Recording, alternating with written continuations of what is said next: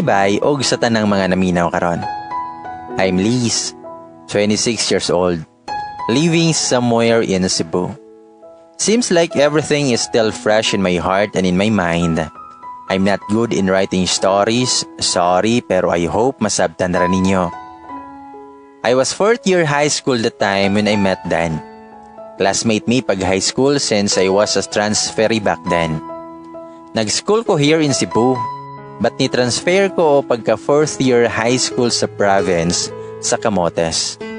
Dan was so hilomon, smart, shy type, butan kayo nga guy plus he's a dancer. I was a transferee so daghan kayo nakigila-ila nga guys. It was really my first time to stay in the province with my aunties who took care of me because my parents were in Cebu. So there nagkila-ila mi ni Dan, but we're not that super close. There was a time nga nagka-partner mi sa dance. But I didn't mind at all cause all of the boys were my friends. I joined many extracurricular activities for my grades. I had fun in my stay in the province since I helped ko sa akong mga classmates whatever activities nga i-make, especially magtanom, mangguna, maghimo og payag and everything. They taught me kung unsa ang life sa province. After graduation, I went back to the city to proceed college. Goal jud nako nga maka-school in one of the universities here in Cebu. Kay affordable ra, which is CNU. But di na sila mo accept og applicants that time. So I told my parents nga mo stop lang ako. Next year nako ma-enroll for college. So the following year, ready nako magpa-enroll. I went to that university but I'm not destined in that university jud. Wala ko ni dayon. And I went to other university.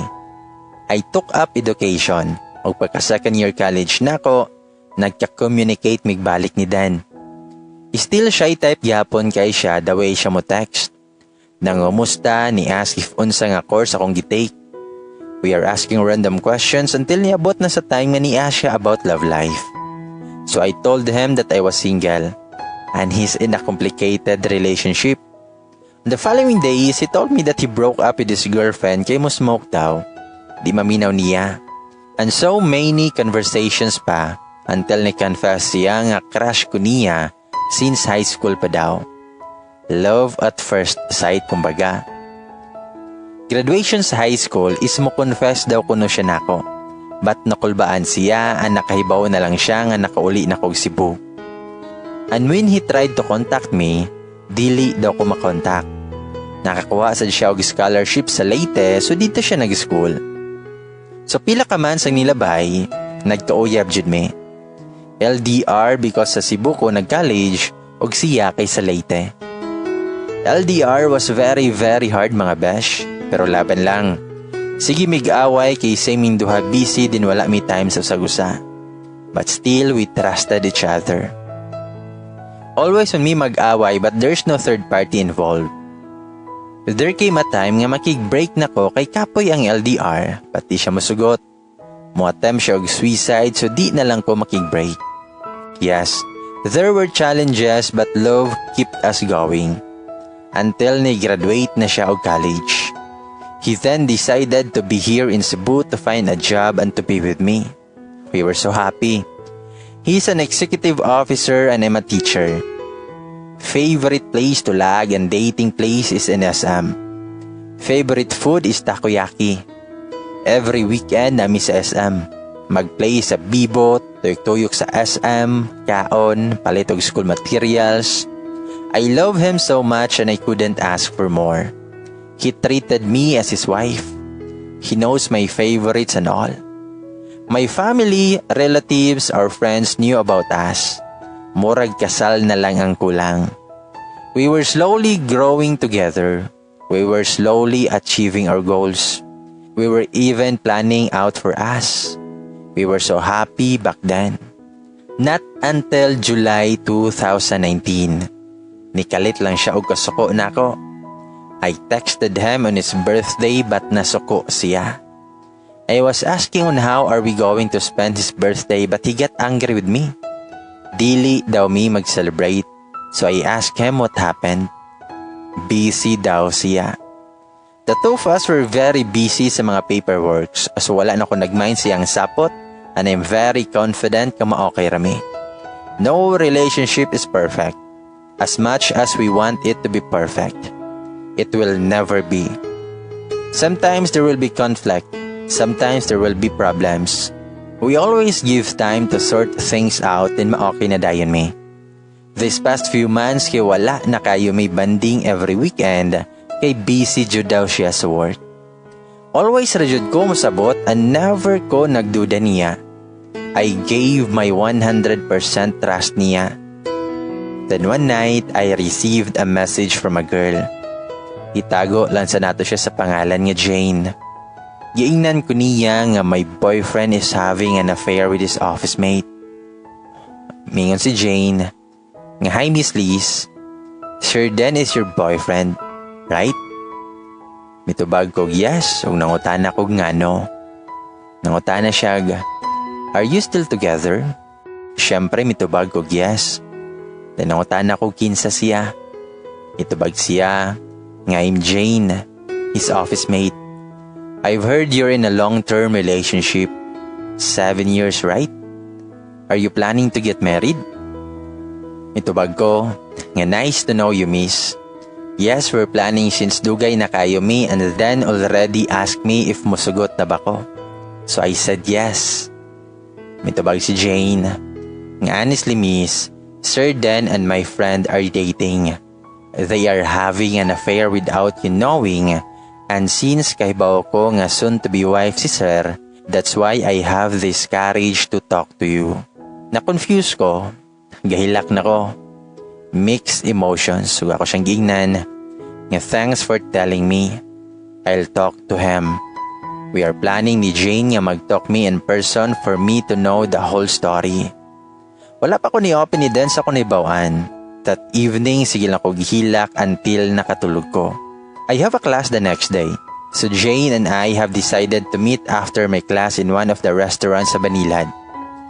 While fixing myself and ready to meet her, I receive a message from Dan telling me not to meet Jane. Mingon si Dan, ayaw ko no og pakig-meet niya, pakauwaw ka man lang. Mitubag ko, ha? Meet ba? Asa man ko makig-meet? Ni kinsa man? Mitubag si Dan, nga we are done, Liz. Ayaw nami og samuka kay happy naming duha. Then ako siyang giingnan, nga please, let's talk. Gahilak nako og nagpakiluoy nako niya. Ug ako siyang giingnan, don't do this to me. Explain nako kay wa ko'y nasabtan. Helpless kay ko ani nga time. Nag-abot akong luha og sipon ani. Then Jane called me nga di siya madayon sa meeting namo kay naa siya'y unexpected meeting sa office. I think alibay na lang niya. Nagstorya na siguro silang duha. So I asked Jane if siya ba ang kadate ni Dan. She said yes. Hubag na kaya akong mata sa hinilak. Sakit kayo. I really begged Jane not to ruin us. She then turned off her phone.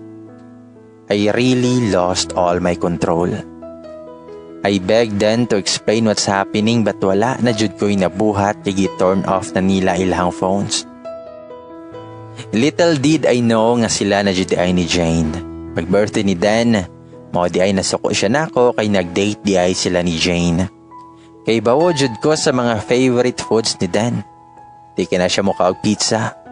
What hurts me the most when I saw their photos is naa sila sa Yellow Cab, eating pizza, celebrating his birthday and they were so happy. I saw other photos nga nag-out of town sila, which is wala jud na niya nabuhat sa kuha. Pang SM ra akong beauty jud. Ingon ana ra kadali na human among 7 years.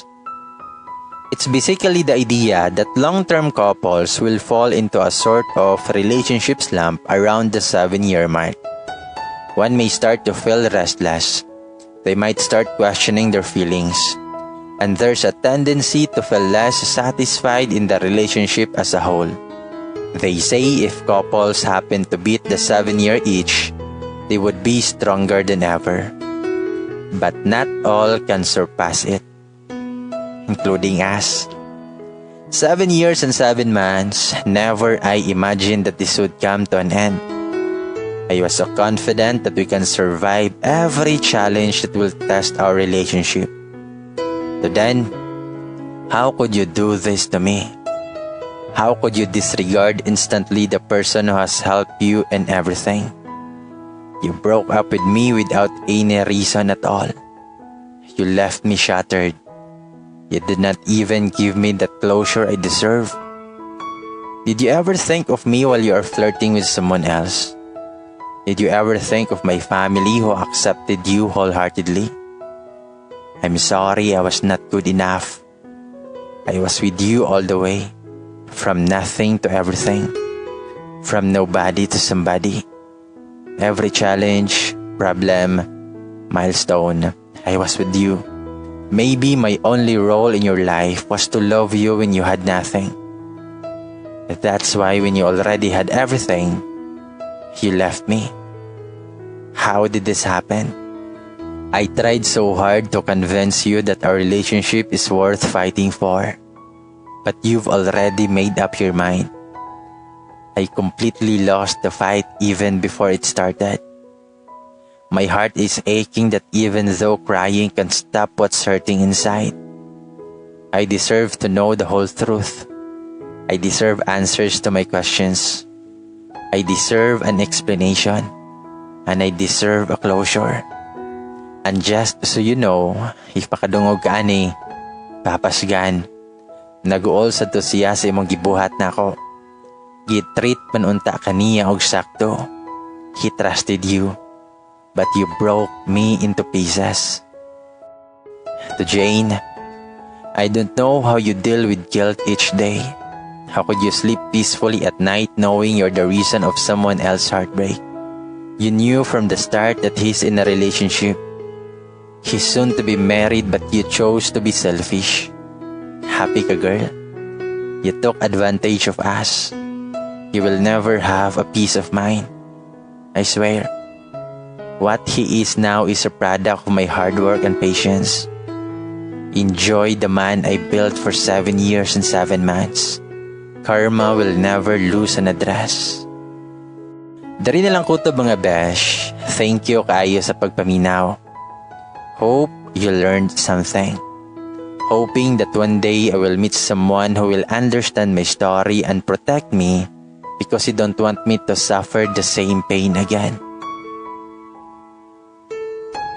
Ladies and boys, mao ka na ang confession ni Liz.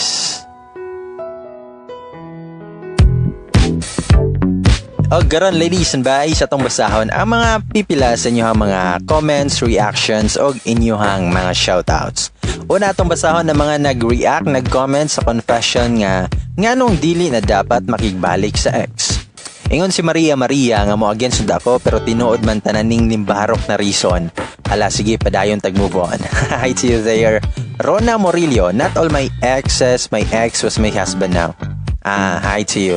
Sana all. Angel Ilo, it really hurts.